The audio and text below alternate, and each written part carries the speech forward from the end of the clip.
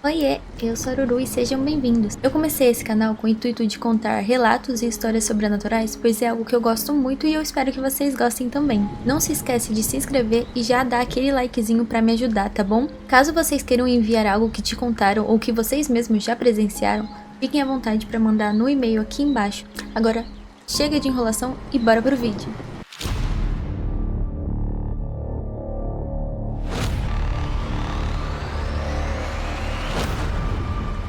O primeiro relato se chama Um Fantasma Me Pegou na Madrugada. Cara, essa história é meio doida, mas aconteceu comigo quando eu tinha uns 10, 11 anos. Era uma noite normal, nada de especial. E lá tava eu, deitada na cama, pronta pra dormir depois de um dia cansativo. Já era meia-noite e a casa tava aquele silêncio que chega a dar um pouco de nervoso, sabe? Virei pro lado da parede, tentando relaxar e pegar no sono. Tudo tranquilo, até que não tava mais. De repente, eu senti uma mãozinha tocando meu ombro. Meu, foi muito estranho. Na hora eu congelei. Sério, eu não conseguia me mexer. Veio aquele arrepio que parece que vai até o último fio de cabelo e eu só pensava, que merda é essa? Antes de eu conseguir raciocinar direito, ouvi uma vozinha, bem baixinho, bem do meu lado. Acorda, Thaís, vem brincar comigo. Juro, na hora achei que era a minha cabeça inventando coisa. Tipo, da tarde, tô com sono, normal imaginar coisa, né? Só que aí, a voz falou de novo, mais firme, como se quisesse me tirar da cama na marra. Acorda, acorda, vem brincar. A única coisa que eu consegui fazer foi fingir que nada estava acontecendo. Respirei fundo, tentei manter a calma, por fora, né? Porque por dentro eu tava surtando. E fechei os olhos com força, tipo, se eu ignorar isso vai embora. Comecei a rezar, torcendo para pegar no sono logo e sair dessa situação bizarra. Olha, durou só alguns minutos, mas parecia uma eternidade. Aquela sensação da mãozinha no meu ombro e a voz ecoando na minha cabeça ficaram comigo por um tempo, mesmo depois que o silêncio voltou. Eu sabia que tinha acabado, mas foi uma das noites mais assustadoras da minha vida. Até hoje eu lembro disso com todos os detalhes, como se tivesse acontecido ontem. O toque, a voz, tudo. Foi o tipo de coisa que me fez pensar que talvez tenha algo por aí que a gente não vê, mas que tá perto da gente de algum jeito. Gente do céu.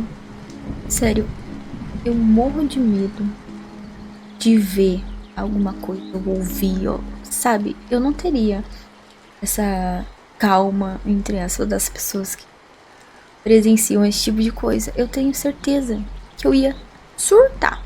Eu ia ter um treco. Tá, mas vamos pro próximo relato. O próximo relato se chama Uma Casa Mal Assombrada.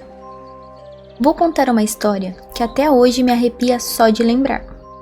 Era uma casa antiga, com fachada simples e chão de madeira que rangia a cada passo. Quando nos mudamos, parecia um lugar comum, carregando aquele cheiro de coisa velha e uma energia que, na época, eu preferi ignorar. O tempo passou e as primeiras semanas foram tranquilas, mas logo percebi que algo ali não estava certo. Tudo começou numa noite em que ouvi passos pesados no corredor. Imaginei que fosse alguém da casa indo ao banheiro, mas ao sair do quarto para verificar, vi que todos estavam dormindo profundamente. Senti um frio na espinha, mas voltei para a cama, tentando ignorar o estranho acontecimento. Convenci-me de que era só o barulho da casa velha, mas, em meu íntimo, eu sabia que não era tão simples assim. As noites seguintes foram ainda mais perturbadoras.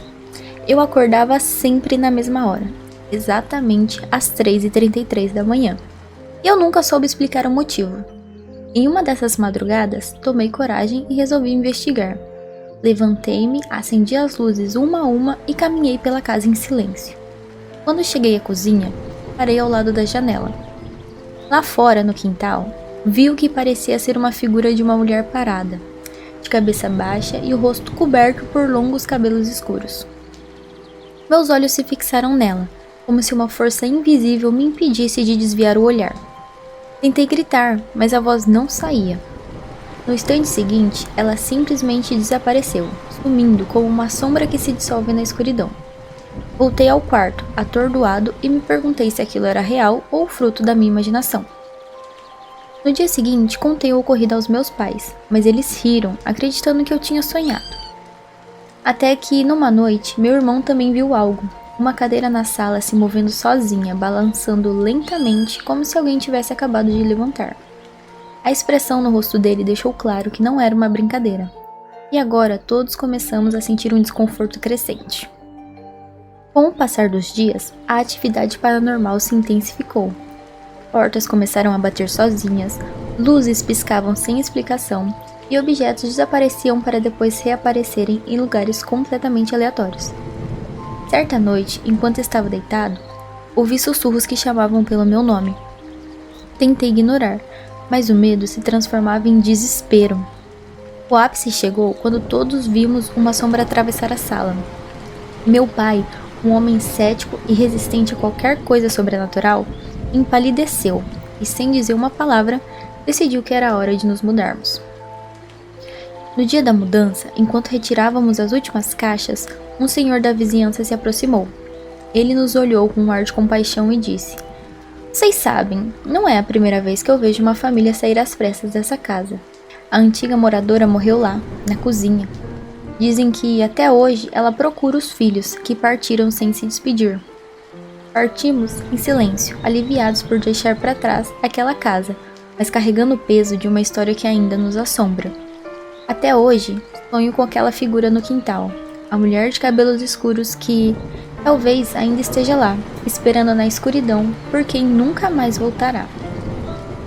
Gente, eu sempre falo pra todo mundo: "Ai, você é doido, se eu ouvisse algum som, eu não ia verificar nunca." Só que eu tenho certeza que num filme de terror eu seria a primeira pessoa a morrer. Qualquer barulho que eu escuto, eu vou lá ver o que é. Porque... Não sei. Aí, ó, nós morremos, sabe por quê? Mas tá, bora pro terceiro relato. O terceiro relato se chama O Misterioso Garotinho das Sombras. Quem era, na verdade? Eu e mais um grupo de amigos decidimos passar as férias no interior, em uma região rural cercada por densas matas. Em uma das noites, a gente se reuniu ao redor de uma fogueira, conversando e rindo, enquanto compartilhávamos um negocinho aí. A noite estava tranquila, e o clima de descontração os fez perder a noção do tempo. Logo, a madrugada chegou e a gente decidiu que era hora de dormir. Todos foram para o quarto onde passariam a noite. O cômodo era simples, mas acomodava várias camas, permitindo que todo mundo ficasse junto. Enquanto nos preparávamos para dormir, um dos meus amigos percebeu uma figura no canto do quarto. Lentamente, todos voltaram os olhares para o mesmo ponto e viram algo que gelou suas espinhas. No meio da escuridão, uma pequena figura parecia observá-los. Era um garotinho, tão escuro quanto uma sombra, mas com olhos e dentes brancos que se destacavam, brilhando levemente no breu. De repente, a figura soltou uma risada baixa, quase infantil, mas que ressoava de uma maneira estranha e assustadora. Sem que pudéssemos reagir, ele desapareceu rapidamente, sumindo entre duas das camas como se nunca estivesse estado ali. A gente ficou horrorizado, trocando olhares incrédulos e perguntando uns aos outros se tínhamos visto a mesma coisa. Ninguém conseguiu dormir depois daquele encontro estranho.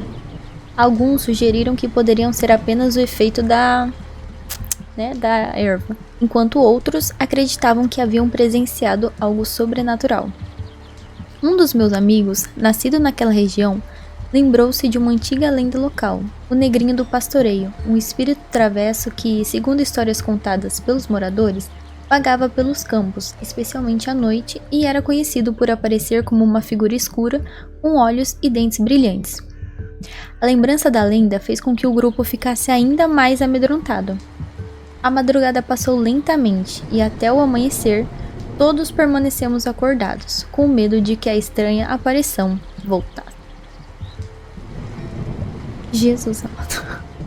O quarto e último relato desse vídeo se chama Pesadelo Real, um fantasma no meu quarto.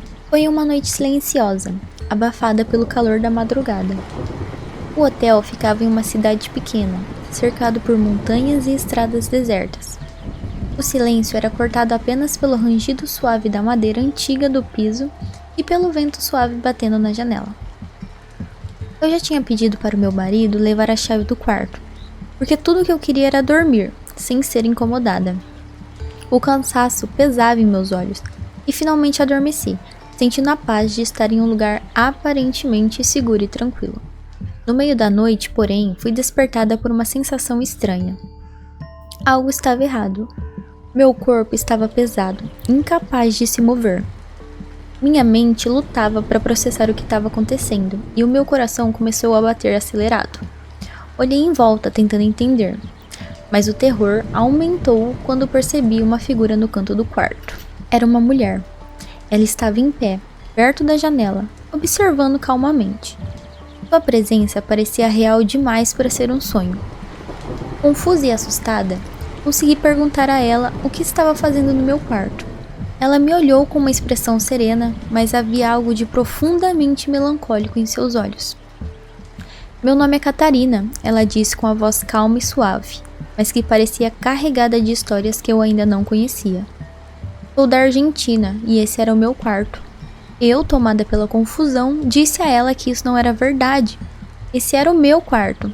E o que ela estava fazendo ali? Catarina olhou para mim, ainda tranquila, e explicou com uma naturalidade perturbadora. Esse foi o último lugar onde estive antes de morrer. Eu e meu marido estávamos voltando para casa, de Santa Catarina para a Argentina. Na estrada, o carro derrapou. Batemos de frente com um caminhão. Não sobrevivemos. O ar no quarto parecia mais denso e minha mente tentava desesperadamente negar o que eu estava ouvindo. Eu precisava sair, fugir dessa presença. Tentei me levantar da cama, mas meu corpo continuava preso, como se estivesse sob um feitiço. Queria gritar, chamar por ajuda, mas minha voz não saía. Era como se a própria atmosfera do quarto estivesse contra mim, me mantendo imóvel. A única coisa que pude fazer foi rezar. Eu repeti as orações em silêncio, buscando uma saída, tentando afastar aquele terror paralisante.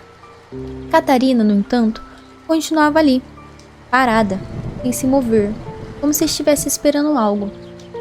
Minhas preces pareciam não ter fim, e então, sem que eu percebesse, fui adormecendo novamente, envolta em uma exaustão misturada com medo. No dia seguinte, depois de finalmente acordar sem aquela presença, fui até a recepção para perguntar sobre o que havia acontecido. O recepcionista, um homem de meia idade com um semblante sério, olhou para mim de forma estranha quando mencionei o nome Catarina. Ele não tinha nenhum registro de uma hóspede com esse nome, mas, ao falar sobre o casal argentino, seus olhos se arregalaram um pouco.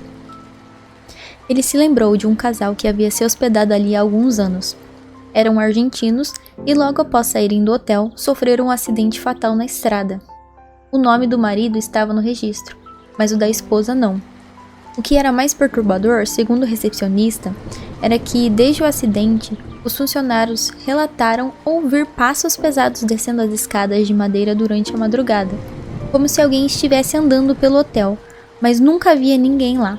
Era como se alguém estivesse preso naquele espaço, tentando encontrar seu caminho de volta. Eu deixei o hotel naquele dia com um peso no peito, sem saber se o que havia vivido era um sonho terrível, uma ilusão da mente ou algo muito mais profundo e inexplicável. Até hoje, Catarina permanece na minha memória, uma figura misteriosa e trágica, que ainda pode estar vagando pelos corredores daquele hotel, presa entre o mundo dos vivos e o desconhecido. Gente, vocês já pararam pra pensar que todo hotel que a gente vai deve ter um monte de histórias que a gente nunca sequer vai imaginar? Cara, eu acho muito doido isso, sério, tipo... Dá pra entender? Eu não sei explicar, mas deu pra entender? Mas é isso, eu espero que vocês tenham gostado do videozinho de hoje. Caso queiram mandar relatos sobrenaturais que vocês presenciaram ou que contaram pra vocês, fiquem à vontade, tá? Pra enviar nesse e-mail aqui, que eu vou estar lendo aqui pra vocês. Então é isso, eu espero que vocês tenham gostado. Um beijo e até o próximo vídeo.